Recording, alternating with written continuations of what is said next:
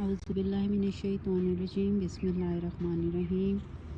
Little ٹاکس میں آج جمعہ کا دن کا آغاز ہم سورۃ کہف کے ترجمے کے ساتھ، تفصیل میں تو ہم نہیں جائیں گے لیکن تفسیر تھوڑی سی میں آپ کو ٹو دا پوائنٹ بتاتی رہوں گی۔ اس کا یہ ہے حکم کہ جمعہ والے دن ایک ہوتا ہے کہ آپ نماز ظہر سے پہلے، جمعہ نماز سے پہلے سورۃ کہف کی تلاوت کریں تو پورے ہفتہ آپ کو خیر و برکت رہتی ہے۔ اس صورت میں مختلف قسم کے واقعات بیان کیے گئے ہیں۔ اس میں سب سے پہلے تو جو آیت جس سے یہ صورت کا آغاز ہو رہا ہے کہ جب بھی آپ نماز پڑھیں تو متوسط آواز سے پڑھیں۔ جب شان نزول رسول کریم صلی اللہ علیہ وسلم مکہ مکرمہ میں جب اپنے اصحاب کی امامت فرماتے تو قرآن بلند و آواز سے فرماتے، مشرکین سنتے تو قرآن پاک کو اسے نازل فرمانے والے کو ان پر اور جن پر نازل ہوا ان سب کو گالیاں دیتے تھے۔ اس پر یہ آیت کریمہ نازل ہوئی کہ قرآن پاک کو، نماز کو ایک درمیانی آواز سے پڑھو۔ اور اس میں آگے جا کے ایک حدیث میں بتایا گیا ہے کہ الحمدللہ اور لا الہ الا اللہ بہترین اذکار ہیں، اور یہ بھی بتایا جاتا ہے کہ یہ چار کلمے لا الہ الا اللہ، اللہ اکبر، سبحان اللہ والحمدللہ، اور بنی عبد المطلب کے بچے جب بولنا شروع کرتے تھے تو انہی الفاظ سے ان کو سکھایا جاتا تھا، اسی آیت سے، یہی آیت کل الحمدللہ الذی سکھائی جاتی تھی۔ اس صورت کا نام صورت کہف ہے۔ یہ صورت مکیہ ہے اور اس میں 111 آیتیں ہیں۔ اس کے بعد آگے حضور پاک صلی اللہ علیہ وسلم بہت پریشان ہوا کرتے تھے مشرکین کے لیے، کافرین کے لیے، تو اس پر آیت نازل ہوئی کہ حضور پاک صلی اللہ علیہ وسلم کو فرمایا گیا کہ ہر چیز ختم ہو جانے والی ہے، دنیا میں سب کچھ ختم ہو جائے گا اور اس کا پھر اجر عظیم دیا جائے گا۔ واقعے کا آگے پھر حضرت عیسیٰ علیہ السلام کے بعد کا جو واقعہ ہوا تو اس میں اہل انجیل بہت زیادہ پریشان، ان کی حالت بہت زیادہ ابتر ہو گئی تھی۔ وہ بت پرستی میں مبتلا ہو گئے، دوسروں کو بت پرستی پر مجبور کرتے، اور اس وقت کا ایک بادشاہ ہوا کرتا تھا دقیانوس۔ آپ دیکھیں کہ ہم اپنی روزمرہ زندگی میں لفظ استعمال کرتے ہیں دقیانوس، اس بندے کی کتنی دقیانوس سوچ ہے، کامن سینس میں، مطلب جنرل ایک بات کر جاتے ہیں۔ یہ انفیکٹ قرآن پاک میں ایک بادشاہ کا ذکر ہے جو کہ بہت ہی ظالم بادشاہ تھا۔ وہ اس حد تک ظلم کرتا تھا کہ حضرت عیسیٰ علیہ السلام کے پیروکار اگر کوئی ہوتے تھے اس زمان ان کو قتل کر دیتا تھا، اور وہ بت پرستی کی طرف لوگوں کو مائل کرتا تھا۔ اصحاب کہف بہت ہی نیک اور ایماندار اور ایمان والے تھے۔ انہوں نے اپنے ایمان کو بچانے کے لیے وہ لوگ بھاگے اور قریب کے پہاڑ میں ایک غار کے اندر جا کے وہ پناہ گزین ہو گئے اور 300 سال تک وہاں رہے۔ اصحاب کہف میں 7 بندوں کا کہا جاتا ہے، ان کے ناموں کے درمیان بھی کچھ اختلافات پائے جاتے ہیں۔ یہ تھوڑے سے اس میں لفظ آتے ہیں تو میں شاید صحیح طرح سے پروناؤنس نہ کر سکوں، لیکن حضرت ابن عباس رضی اللہ عنہ کی روایت پر جو خازن ان میں ہیں، ان کے نام یہ ہیں: مکسل مینا، یملیخا، مرتونس، بینونس، سارویونس، زنونس، کشفیت، تنونس، اور ان کے کتے کا نام قطمیر ہے۔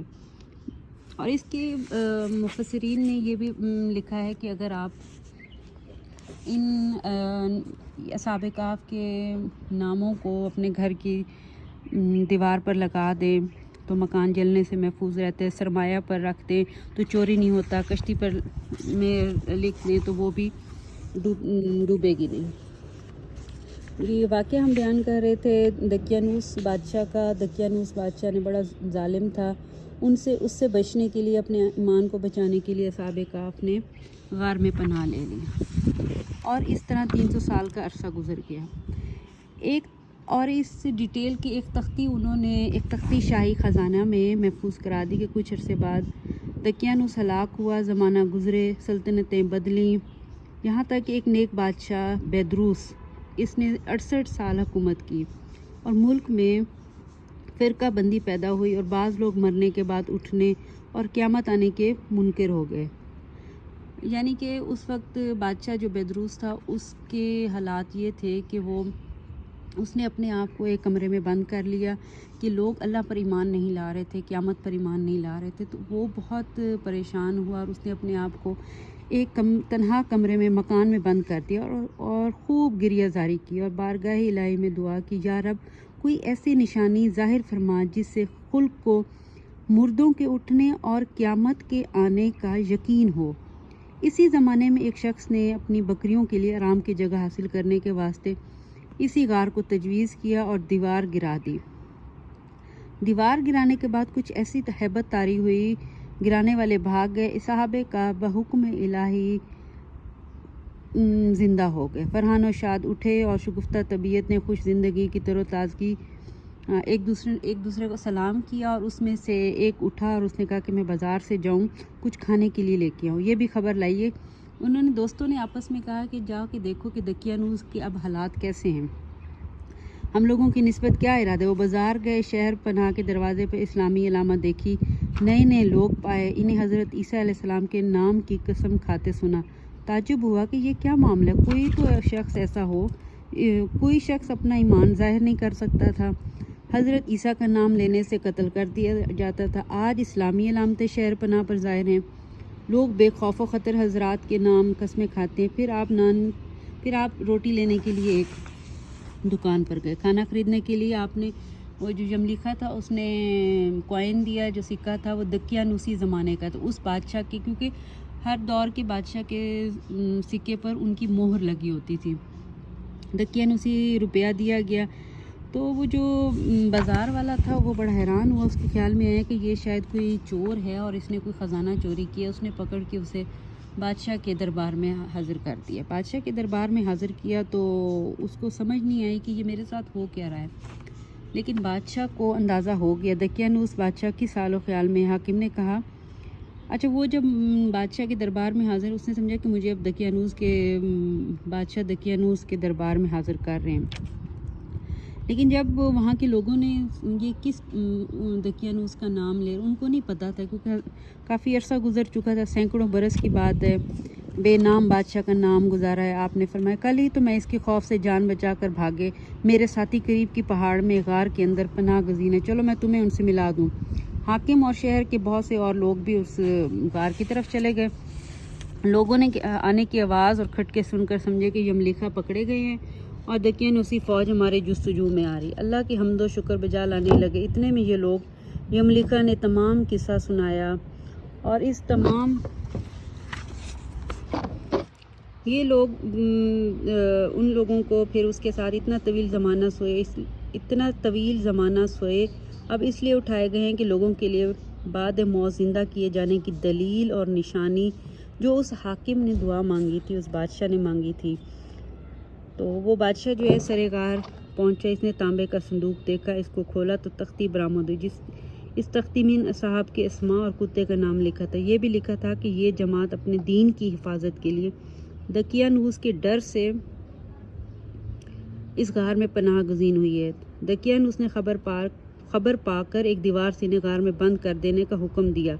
ہم یہ حال اس لیے لکھتے ہیں کہ جب کبھی یہ غار کھلے تو لوگ حال پر مطلع ہو جائیں، اور یہ تختی پڑھ کر سب کو تعجب ہوا اور اللہ تعالیٰ کی حمد و ثنا بجا لانے لگے، اور جس سے موت کے بعد اٹھنے کا یقین حاصل ہوتا ہے۔ حاکم نے اپنے بادشاہ بیدروس کو واقعے کی اطلاع دی اور تمام امراء عمائد کو لے کر حاضر سجدہ شکر الہی بجا لائے۔ اللہ تعالیٰ نے اس کی دعا قبول کی۔ اصحاب کہف نے بادشاہ سے معانقہ کیا اور فرمایا ہم تمہیں اللہ کے سپرد کرتے ہیں، والسلام علیکم ورحمۃ اللہ، تیرے اور تیرے ملک کی حفاظت فرمائے اور جنس و انس سے شر بچے۔ بادشاہ کھڑا ہی تھا کہ حضرات اپنے خواب گاؤں کی طرف واپس ہو کر مصروف خواب ہوئے اور اللہ تعالیٰ نے انہیں وفات دی۔ بادشاہ نے سال کے صندوق میں ان کے اجداث کو محفوظ کیا اور اللہ تعالیٰ نے روب سے ان کی حفاظت فرمائی، کسی کی مجال نہیں کہ وہاں پہنچ سکے۔ بادشاہ نے سرے غار مسجد بنانے کا حکم دیا اور ایک سرور کا دن معین کیا کہ ہر سال لوگ اس طرح وہاں آیا کریں، خازن وغیرہ۔ مسئلہ اس سے یہ معلوم ہوتا ہے کہ صالحین میں عرس کا معمول قدیم ہے۔ جی، یہ تو ایک اصحاب کہف کا واقعہ تھا۔ میں اس ویڈیو کو یہاں پر اینڈ کرتی ہوں تاکہ آپ کے لیے بہت زیادہ لمبا بھی نہ ہو جائے کلپ۔ تو لٹل ٹاک میں اسی کنٹینیوٹی کے پارٹ 2 میں ایڈ کر دیتی ہوں. یہ واقعہ اصحاب کہف تک ہے، اور اس میں جو جو واقعات ہیں اس کو بھی میں پھر کیپچر کر لیتی ہوں. جزاک اللہ الخیر، دعاؤں میں یاد رکھیے گا.